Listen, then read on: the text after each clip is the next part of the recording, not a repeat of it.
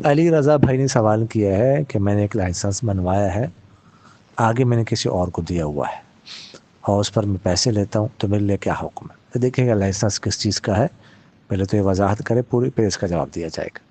دوسرا سوال انہوں نے یہ کیا ہے کہ میں جب پیشاب کرتا ہوں تو اس کے بعد مجھ سے کچھ قطرے نکلتے ہیں، کچھ قدم لینے کے بعد کچھ قدم اٹھاتا ہوں تو ضرور نکلتے ہیں، تو اب میرے لیے کیا حکم ہے؟ میں کیا کروں؟ کپڑے دھوؤں؟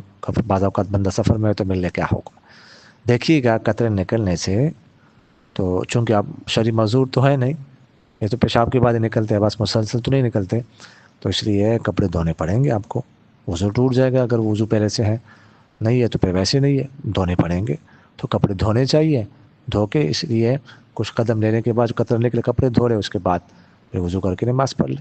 البتہ اگر وہ قطرے اتنے کم ہو کہ جو ہتھیلی کی مقدار ہے اس سے کم جو ہے نا کپڑے کو لگے ہوئے ہو، تو پھر اس صورت میں دھونا ضروری نہیں ہے، دھونا تب بھی بہتر ہے لیکن ضروری نہیں ہے، لیکن اس سے زیادہ تو پھر دھونے پڑیں گے، وگرنہ پھر جو ہے نا وہ نماز نہیں ہوگی۔ اگر ہتھیلی کے مقدار سے زیادہ لگے ہوئے ہوں تو نماز پڑھیں گے، نماز نہیں ہوگی، دھونا ضروری ہوگا۔ جزاکم اللہ خیر۔